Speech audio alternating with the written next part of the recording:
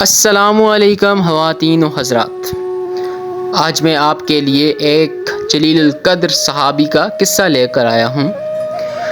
یہ ایک انصاری صحابی تھے جن کا نام حضرت جلیبیب رضی اللہ تعالیٰ عنہ تھا۔ یہ نہ مالدار تھے نہ کسی معروف خاندان سے تعلق تھا، صاحب منصب بھی نہ تھے، رشتہ داروں کی تعداد بھی زیادہ نہ تھی، رنگ بھی سانولا سا تھا، لیکن اللہ کے رسول صلی اللہ علیہ وآلہ وسلم کی محبت سے سرشار تھے۔ بھوک کی حالت میں پھٹے پرانے کپڑے پہنتے اللہ کے رسول صلی اللہ علیہ وآلہ وسلم کی خدمت میں ایک دفعہ حاضر ہوئے، علم سیکھنے اور صحبت سے فیضیاب ہونے کے لیے۔ ایک دن اللہ کے رسول صلی اللہ علیہ وآلہ وسلم نے شفقت کی نظر سے دیکھا اور فرمایا، جلیبیب تم شادی نہیں کرو گے؟ جلیبیب رضی اللہ تعالیٰ عنہ نے فرمایا، اللہ کے رسول صلی اللہ علیہ وسلم مجھ جیسے آدمی سے بھلا کون شادی کرے گا؟ اللہ کے رسول صلی اللہ علیہ وآلہ وسلم نے فرمایا، جلیبیب تم شادی نہیں کرو گے؟ اور وہ جواباً فرمانے لگے کہ اللہ کے رسول صلی اللہ علیہ وآلہ وسلم بھلا مجھ سے شادی کون کرے گا؟ نہ مال نہ جاؤ جلال۔ اللہ کے رسول صلی اللہ علیہ وآلہ وسلم نے تیسری مرتبہ دوبارہ ارشاد فرمایا، جلیبیب تم شادی نہیں کرو گے کیا؟ جواب میں انہوں نے پھر وہی کہا، اللہ کے رسول صلی اللہ علیہ وآلہ وسلم مجھ سے شادی کون کرے گا؟ میرے پاس کوئی منصب نہیں، میری شکل بھی اچھی نہیں، نہ میرا خاندان بڑا ہے، نہ مال ہے نہ دولت ہے۔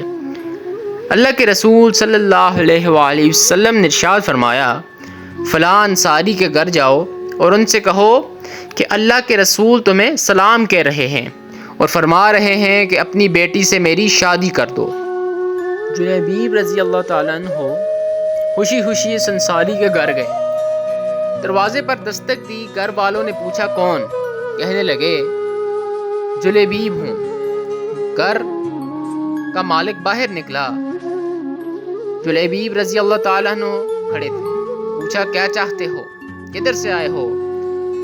انہوں نے فرمایا، اللہ کے رسول صلی اللہ علیہ وآلہ وسلم نے تمہیں سلام بھیجا ہے۔ یہ سننے کی دیر تھی کہ گھر میں خوشی کی لہر دوڑ گئی کہ اللہ کے رسول نے ہمیں سلام بھجوایا ہے۔ ارے یہ تو بہت خوشی کی بات ہے، خوشی کا مقام ہے کہ ہمیں اللہ کے رسول نے سلام بھیجا ہے۔ جلیبیب رضی اللہ تعالیٰ عنہ کہنے لگے، آگے بھی سنو، اللہ کے رسول نے تمہیں حکم دیا ہے کہ اپنی بیٹی کی شادی مجھ سے کر دو۔ صاحب خانہ نے کہا، ذرا انتظار کرو، میں لڑکی کی ماں سے مشورہ کر لوں۔ اندر جا کر لڑکی کی ماں کو پیغام پہنچایا اور مشورہ پوچھا۔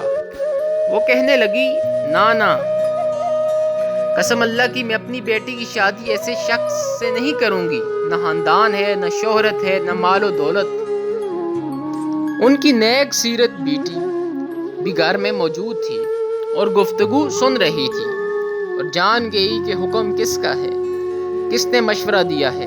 سوچنے لگی، اگر اللہ کے رسول اس رشتہ داری پر راضی ہیں تو اس میں یقیناً میرے لیے بھلائی اور فائدہ ہے۔ اس نے والدین کی طرف دیکھا اور مخاطب ہوئی، کیا آپ لوگ اللہ کے رسول صلی اللہ علیہ وآلہ وسلم کا حکم ٹالنے کی کوشش میں ہیں؟ وہ اپنی مرضی کے مطابق جہاں چاہیں میری شادی کر دیں، کیونکہ وہ ہرگز مجھے ضائع نہیں ہونے دیں گے۔ پھر لڑکی نے اللہ تعالیٰ کے اس فرمان کی تلاوت کی، اور دیکھو کسی مومن مرد اور عورت کو اللہ تعالیٰ اور اس کے رسول کے فیصلے کے بعد اپنے امور میں کوئی اختیار باقی نہیں رہتا۔ سورۃ الاحزاب آیت نمبر 33۔ لڑکی کا والد اللہ کے رسول صلی اللہ علیہ وآلہ وسلم کی خدمت میں حاضر ہوا اور عرض کیا، اللہ کے رسول صلی اللہ علیہ وآلہ وسلم آپ کا حکم سر آنکھوں پر، آپ کا مشورہ، آپ کا حکم قبول ہے، میں شادی کے لیے راضی ہوں۔ جب رسول اللہ صلی اللہ علیہ وآلہ وسلم کو اس لڑکی کی پاک ذات اور پاک دامنی کی خبر ہوئی تو آپ نے اس کے حق میں خیر اور بھلائی کی دعا کی، اور اس طرح جلیبیب رضی اللہ تعالیٰ عنہ کے ساتھ ان کی شادی ہو گئی۔ مدینہ منورہ میں ایک اور گھرانہ آباد ہو گیا جس کی بنیاد تقویٰ اور پرہیزگاری پر تھی۔ اس مبارک جوڑے کی راحت، نماز اور دل کا اطمینان سب نفلی روزوں میں تھا۔ رسول آخر صلی اللہ علیہ وآلہ وسلم کی دعا کی برکت سے یہ شادی خانہ آبادی بڑی ہی برکت والی ثابت ہوئی۔ تھوڑے ہی عرصے میں ان کے مالی حالات بہت بہتر ہو گئے کہ راوی کا بیان ہے انصاری گھرانوں کی عورتوں میں سب سے ہرچیلا گھرانہ اس لڑکی کا تھا۔ پھر ایک جنگ میں اللہ تعالیٰ نے مسلمانوں کو فتح نصیب فرمائی۔ رسول اللہ صلی اللہ علیہ وآلہ وسلم نے اپنے صحابہ کرام سے دریافت فرمایا، دیکھو تمہارا کوئی ساتھی بچھڑا تو نہیں، مطلب یعنی کہ کون کون شہید ہو گیا ہے؟ ہاں، انہوں نے فرمایا فلاں فلاں حضرات موجود نہیں۔ نبی پاک صلی اللہ علیہ وآلہ وسلم نے پھر فرمایا، تم کسی اور کو گم پاتے ہو؟ صحابہ کرام نے عرض کیا، نہیں یا رسول اللہ صلی اللہ علیہ وآلہ وسلم۔ آپ نے فرمایا، لیکن مجھے جلیبیب نظر نہیں آ رہا، اس کو تلاش کرو۔ چنانچہ ان کو میدان جنگ میں تلاش کیا گیا تو منظر بڑا عجیب تھا۔ میدان جنگ میں ان کے ارد گرد 7 کافروں کی لاشیں تھیں۔ گویا وہ ان 7 سے لڑتے رہے اور پھر 7 کو جہنم رسید کر کے خود بھی شہید ہو گئے۔ اللہ کے رسول صلی اللہ علیہ وآلہ وسلم کو خبر دی گئی۔ ہمارے نبی صلی اللہ علیہ وآلہ وسلم تشریف لائے، اپنے پیارے ساتھی کی لاش کے پاس کھڑے ہوئے منظر کو دیکھا، پھر فرمایا، اس نے 7 کافروں کو قتل کیا، پھر دشمنوں نے اس کو قتل کر دیا۔ یہ مجھ سے ہے اور میں اسی سے ہوں۔ جلیبیب رضی اللہ تعالیٰ عنہ کے لیے قبر کھودی گئی۔ پھر نبی پاک صلی اللہ علیہ وآلہ وسلم نے اپنے دست مبارک سے انہیں قبر میں رکھا۔ بحوالہ صحیح مسلم۔ ہاں جی محترم خواتین و حضرات، ہمارے لیے صحابہ کرام قابل احترام ہے اور ان کی عزت کرنا ہر مسلمان پر فرض ہے۔ انہوں نے اسلام کو زندہ رکھنے کے لیے بے شمار قربانیاں دی۔